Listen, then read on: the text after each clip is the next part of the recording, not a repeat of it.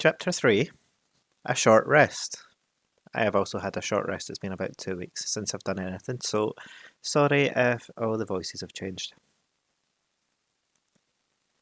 They did not sing or tell stories that day, even though the weather improved, nor the next day, nor the day after.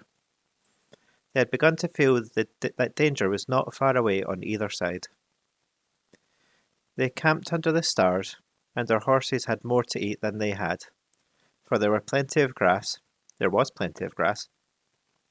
but there was not much in their bags, even with what they had got from the trolls. One morning they forded a river at a wide, shallow place full of the noise of stones and foam. The far bank was steep and slippery. When they got to the top of it, leading their ponies, they saw that the great mountains had marched down very near to them.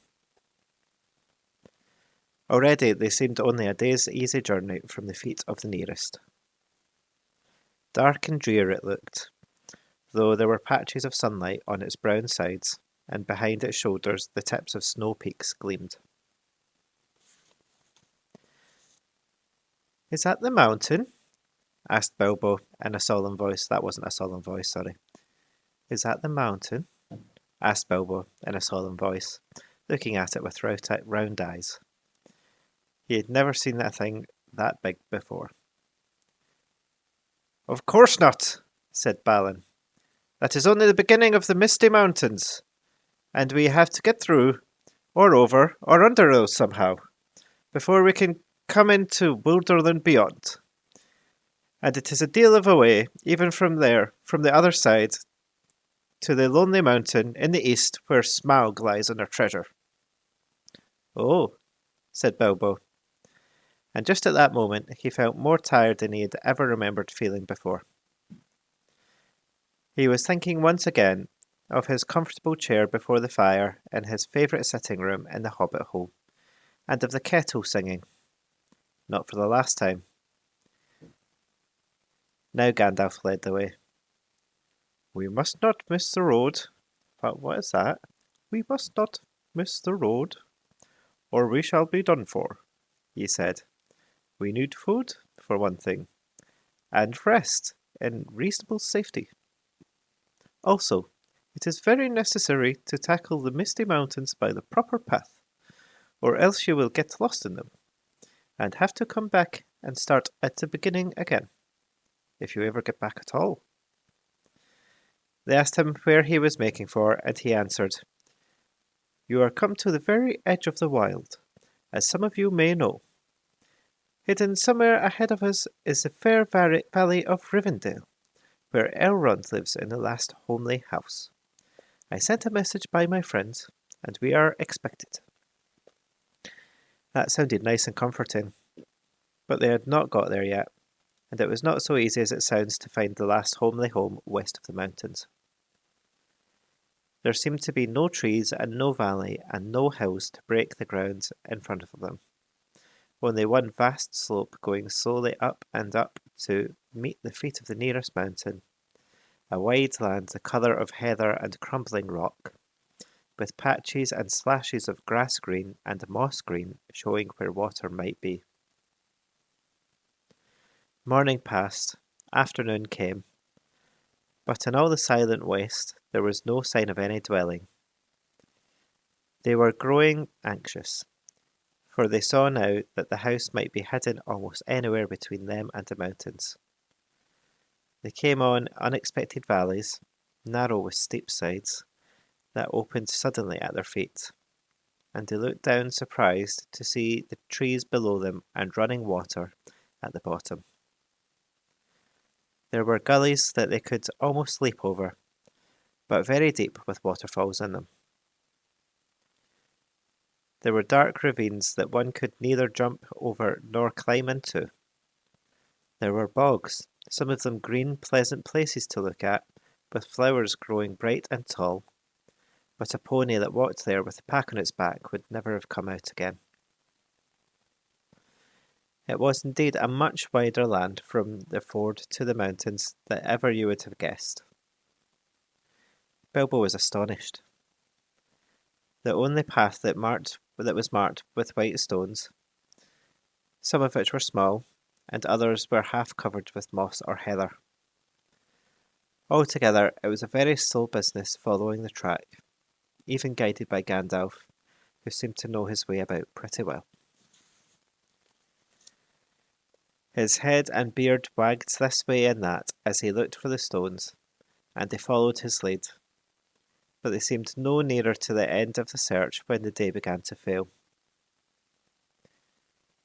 Tea time had long gone by, and it seemed supper time would soon do the same. There were moths fluttering about, and the light had become very dim, for the moon had not risen. Bilbo's pony had begun to stumble over roots and stones. They came to the edge of a steep fall in the ground so suddenly that Gandalf's horse nearly slipped down the slope. "Here it is at last," he called, and the others gathered round him and looked over the edge. They saw a fat valley far below. They could hear the voice of hurrying water and a rocky bed at the bottom. The scent of trees was in the air, and there was a light at the valley side of the river. Bilbo never forgot the way they slithered and slipped in the dusk down the steep zigzag path into the secret valley of Rivendell. The air grew warmer as they got lower, and the smell of pine trees made him drowsy, so that every now and again he nodded and nearly fell off, or bumped his nose on the pony's neck. Their spirits rose as they went down and down. The trees changed to beech and oak, and there was a comfortable feeling in the twilight. The last green had almost faded out of the grass, when they came at length to an open glade not far above the banks of the stream. It smells like elves," thought Bilbo, and he looked up at the stars. They were burning bright and blue. Just then came a burst of song like laughter in the trees. Elf singing. Okay. "Oh, what are you doing? And where are you going? Your ponies need shoeing. The river is flowing. Oh, tra-la-la-la-lay, here down in the valley. Oh, what are you seeking? And where are you making? The faggots are reeking. The bannocks are baking. Oh, tra-la-la-la-lay, the valley is jolly. Ha-ha! Oh, where are you going? With beards all a-wagging. No knowing, no knowing. What brings Mr. Baggins and Balin and Dwalin down into the valley in June? Ha-ha! Oh, will you be staying, or will you be flying? Your ponies are straying. The daylight is dying. To fly would be folly, to stay would be jolly, and listen and hark till the end of the dark to our tune. Ha ha! So they laughed and sang in the trees, and pretty fair nonsense, I dare say you think about it. Not that they would care. They would only laugh all the more had you told them. They were elves, of course. Soon Bilbo caught glimpses of them as the darkness deepened. He loved elves, though he seldom met them, but he was a little frightened of them too. Dwarves don't get on well with them. Even decent enough dwarves like Thorin and his friends think them foolish, which is a very foolish thing to think, or get annoyed with them. For some elves tease them and laugh at them, and most of all at their beards. "Well, well," said a voice. "Just look! Bilbo the Hobbit on a pony, my dear! Isn't it delicious? Most astonishing, wonderful!" Then off they went into another song as ridiculous as the one I have written down in full. At last, one At last one, a tall young fellow, came out from the trees and bowed to Gandalf and to Thorin. "Welcome to the valley," he said. "Thank you," said Thorin a bit gruffly. But Gandalf was already off his horse and among the elves, talking merrily with them. "You are a little out of your way," said the elf. "That is, if you are making for the only path across the water to the house beyond. We will set you right, but you'd best get on foot until you are over the bridge. Are you going to stay a bit and sing with us, or will you go straight on?" "Supper is preparing over there," he said. "I can smell the wood fires for the cooking." Tired as he was, Bilbo would have liked to stay a while. Elvish singing is not a thing to miss in June under the stars, not if you care for such things. Also, he would have liked to have had a few private words with these people that seemed to know his names and all about him, although he had never seen them before. He thought their opinion of his venture might be interesting. Elves know a lot and are wondrous folk for news, and know what is going on among the peoples of the land, as quick as water flows or quicker. But the dwarves were all for supper as soon as possible just then, and would not stay. On they all went, leading their ponies, till they were brought to a good path, and so at last to the very brink of the river. It was flowing fast and noisily, as mountain streams do of a summer evening, when sun has been all day on the snow far up above. There was only a narrow bridge of stone without a parapet, as narrow as a pony could well walk on, and over that they had to go, slow and careful, one by one, each leading his pony by the bridle. The elves had brought bright lanterns to the shore, and they sang a merry song as the party went across.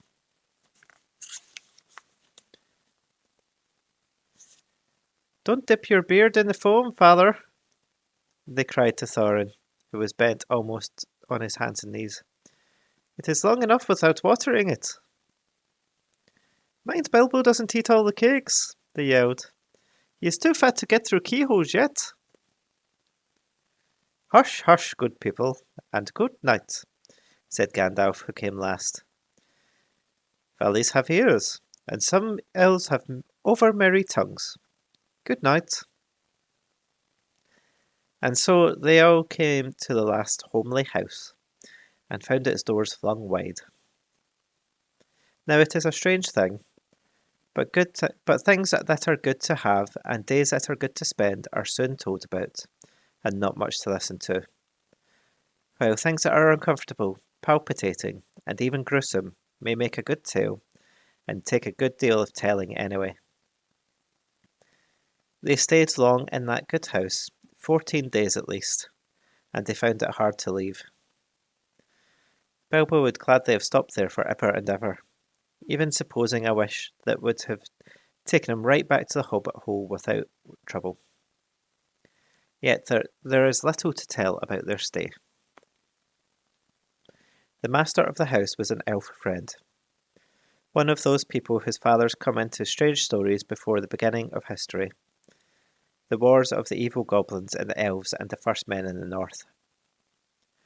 In those days of our tale, there were still some people who had both elves and heroes in the north for ancestors, and Elrond, master of the house, was their chief.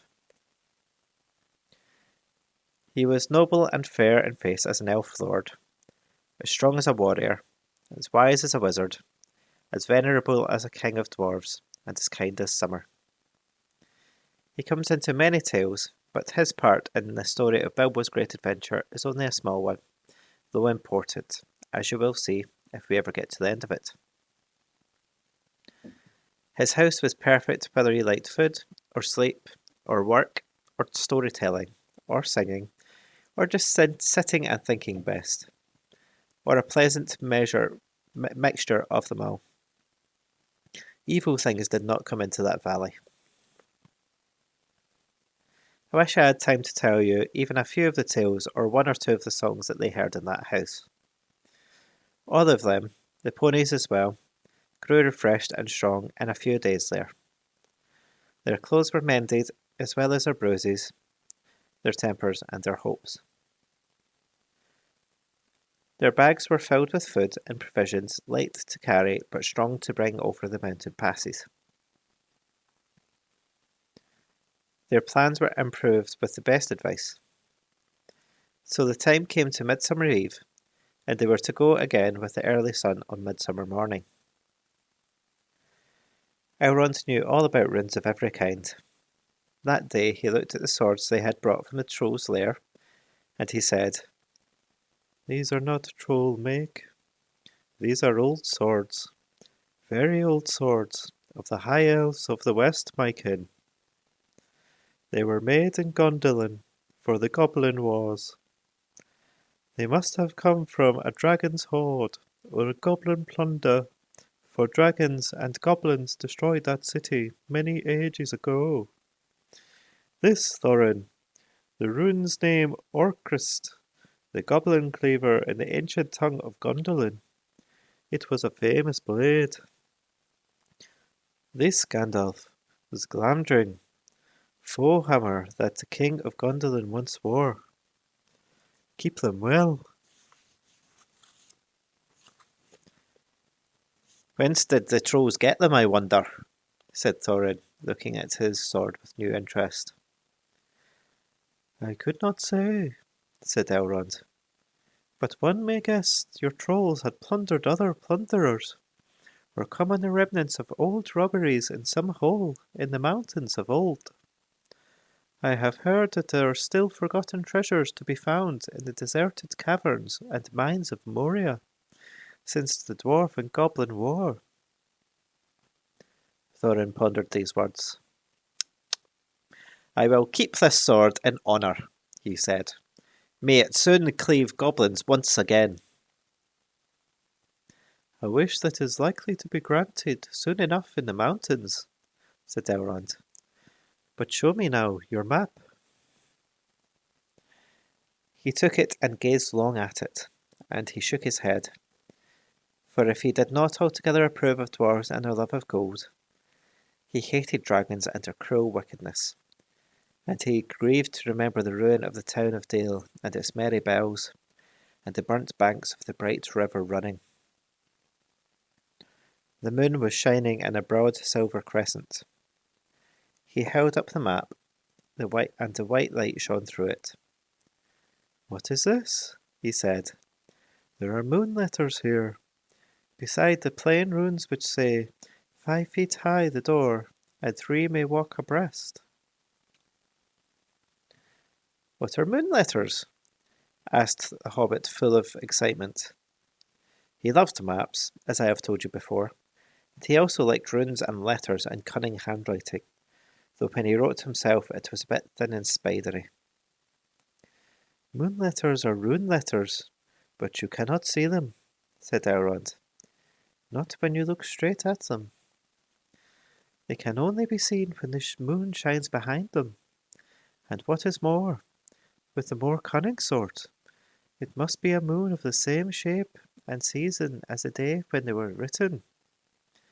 The dwarves invented them, and wrote them with silver pens, as your friends could tell you. These must have been written on a midsummer's eve in a crescent moon, a long while ago." "What do they say?" asked Gandalf and Thorin together, a bit vexed perhaps that even Elrond should have found this out first, though really there had not been a chance before. There would not have been another until goodness knows when. "Stand by the grey stone when the thrush knocks," read Elrond, "and the setting sun, with the last light of Durin's day, will shine upon the keyhole." "Durin! Durin!" said Thorin. "He was the father of the fathers of the eldest race of dwarves, the Longbeards, and my first ancestor. I am his heir."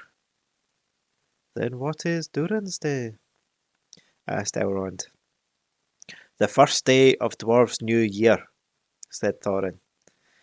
As all should know the first day of the last moon of autumn on the threshold of winter. We will still call it Durin's Day, when the last moon of autumn and the sun are in the sky together. But this will not help us much, I fear, for it passes our skill in these days to guess when such a time will come again. That remains to be seen, said Gandalf. Is there any more writing? None to be seen by this moon, said Elrond, and he gave the map back to Thorin. And then they went down to the water to see the elves dance and sing upon the Midsummer's Eve.